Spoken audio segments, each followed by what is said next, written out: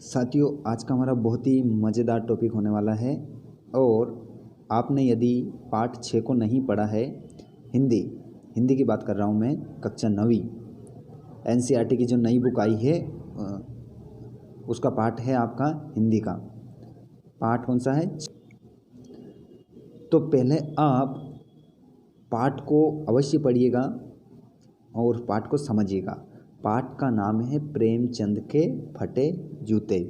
ये इस पाठ का नाम है। उस पाठ के हम प्रश्न उत्तरों को आज इस वीडियो में करने वाले हैं। तो यदि आपने पाठ को नहीं पढ़ा है तो एक बार पाठ को पढ़िएगा, उसके बाद क्वेश्चन आंसर करिएगा।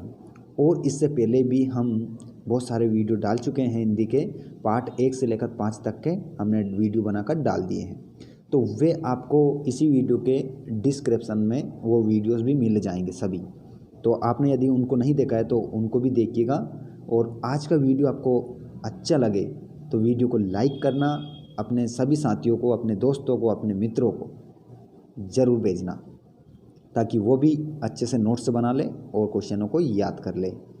तो चलिए, आज हम बात करने वाले हैं प्रेमचंद के फटे जूते। पाठ है, चलिए तो उसके प्रश्न उत्तर हम कर लेते हैं। हरिशंकर परसाई ने प्रेमचंद का जो शब्द चित्र हमारे सामने प्रस्तुत किया, उससे प्रेमचंद के व्यक्तित्व की कौन कौन सी विशेषताएं उभर कर आती है। तो देखिए, हरिशंकर परसाई ने, इस पाठ को किसने लिखा है? हरिशंकर परसाई ने लिखा है।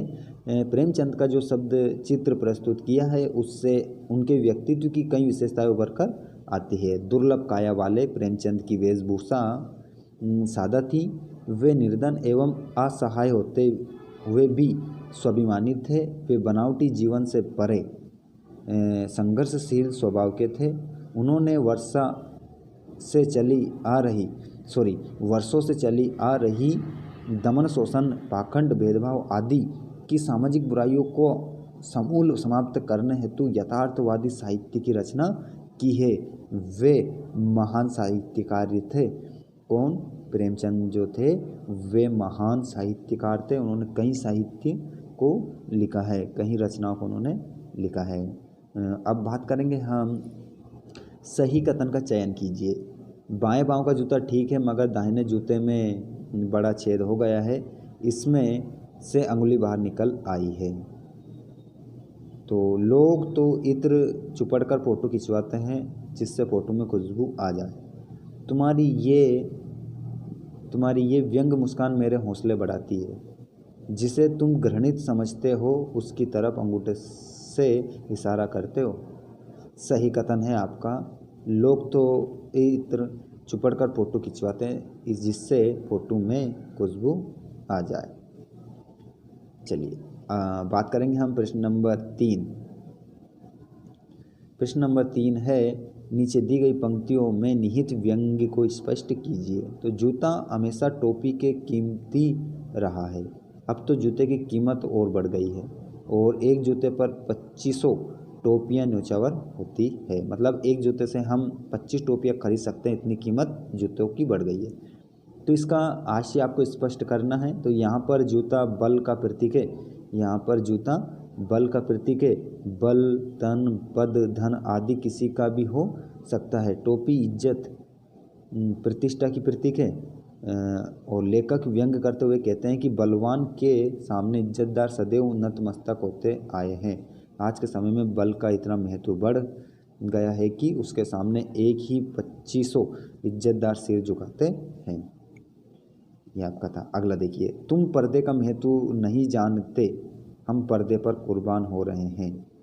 तो इसका ये व्यंग जो किया है, इसका अर्थ बताना है। यहाँ पर्दे से अभिप्राय है कमियों को छिपाना।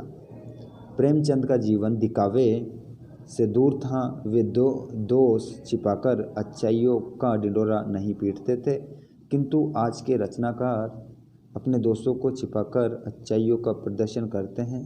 यही बात परसाई जी ने इस रचना में कही है। ये आज के इन रचनाकारों पर तीखा प्रहार है जो अपनी कमियों पर पर्दा डालने में विश्वास रखते हैं। अब गवाली की हम बात करेंगे। जिसे तुम घृणित समझते हो उसकी तरफ हाथ कि नहीं पाँव की उंगली से इशारा करते हो। तो देखिए इसमें संकेत है कि जो गिरना के योग्य है उससे सामान्य व्यवहार न करके उसकी लातों से खबर लेनी चाहिए।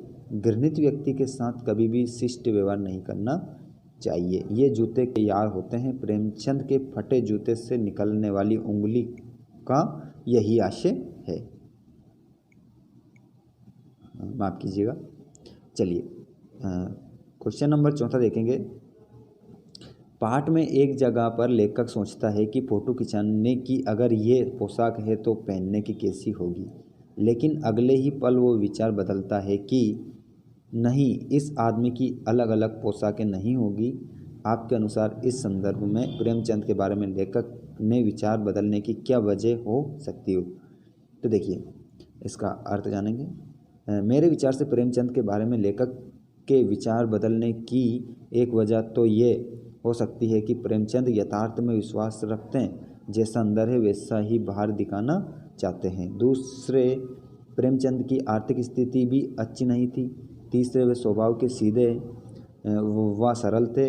इन बातों के ध्यान आते ही प्रेमचंद के बारे में लेखक के विचार बदल जाते हैं। क्वेश्चन नंबर अब हम 5 की बात करेंगे। देखिएगा क्वेश्चन नंबर 5 में क्या है।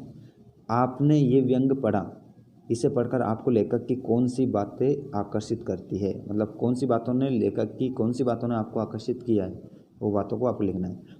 तो इस व्यंग को पढ़ने के बाद लेखक की कई बातों ने मुझे आकर्षित किया है। सूक्ष्म निरीक्षिका दृष्टि। सूक्ष्म निरीक्षा दृष्टि मतलब सूक्ष्म बातों को जानने वाली नज़र। लेखक सूक्ष्म निरीक्षिका दृष्टि के धनी हैं, इसलिए पाठ के प्रत्येक अंश में एक न एक आर्थिक व्यंग प्रस्तुत किया है। अगला देखिए, गहन अनुभूति। लेखक की अनुभूति अत्यंत गहन है, इसलिए विषय को आर्थिक प्रस्तुति दे पाए हैं। अगले इसकी बात करेंगे। लेखक ने कटु बात को सहज ढंग से रखा है, इसलिए वे बात तीखी न लगकर प्रभावित करती है। सशक्त अभिव्यक्ति। लेखक की भाषा और शैली अत्यंत सशक्त एवं संप्रेषण की क्षमता से युक्त है, इसलिए पाठक प्रभावित होता है। अब हम बात करेंगे हमारा क्वेश्चन नंबर 6 और लास्ट क्वेश्चन है ये। तो देखिए, पाठ में टीले शब्द का प्रयोग किन संदर्भों का इंगित करने के लिए किया गया है? तो पाठ में जो टीले शब्द का जो प्रयोग किया गया है तो वो किन संदर्भों को इंगित करने के लिए किया गया है? तो देखिए, पाठ में टीले शब्द का प्रयोग उन सामाजिक बुराइयों के अंबार के लिए किया गया है जो वर्षों से बढ़ते बढ़ते विकराल रूप धारण कर चुकी है। किसानों, मजदूरों, दलितों, स्त्रियों का शोषण, महाजनों तथा पुरुषों के अत्याचार आदि बुराइयों ने समाज की समरसता विकास में बड़ी बाधा पहुंचाई है। जिस तरह मिट्टी की परतें इकट्ठा होकर टीले का रूप धारण कर लेती है और भूमि को निरर्थक बना देती है, वैसे ही इन विकारों के कारण समाज गतिहीन हो गया है।